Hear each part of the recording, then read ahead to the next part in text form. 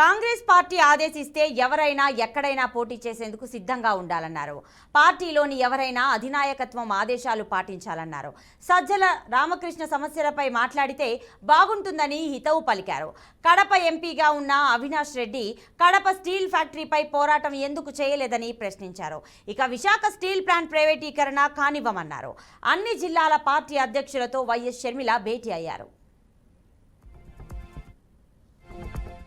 MLA MP ఎన్నికలకు సంబంధించి MLA MP స్థానాలకు గాను కాంగ్రెస్ పార్టీకి వచ్చిన అప్లికేషన్లు దాదాపు 1500. ఈ 1500 అప్లికేషన్లు స్క్రూటినీలో ఉన్నాయి.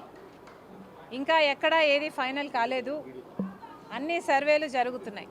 కాంగ్రెస్ పార్టీ ఆదేశిస్తే ఎవరైనా ఎక్కడి నుంచైనా ఎప్పుడైనా ఏ స్థాయిలో ఉన్న లీడర్ అయినా దేనికైనా పోటీకైనా త్యాగానికైనా సిద్ధంగా ఉండాలి. నేనైనా రఘువీరారెడ్డి గారు అంకులైనా పల్లం రాజు గారైనా ఇలా కాంగ్రెస్ పార్టీకి చెందిన పెద్దలు చిన్నవాళ్ళు ప్రతి ఒక్కరూ కూడా పార్టీ ఆదేశిస్తే మేము నో అనే క్వశ్చన్ ఉండదు.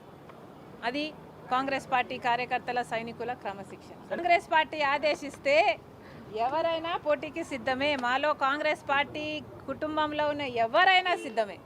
సజ్జల గారు సమాధానం చెప్పాల్సింది రేవంత్ రెడ్డి గారు అక్కడ ఎందుకు వచ్చారు, ఏం మాట్లాడారు అన్న విషయం గురించి. మేము ఏ కలలు కంటున్నామో పక్కన పెట్టండి.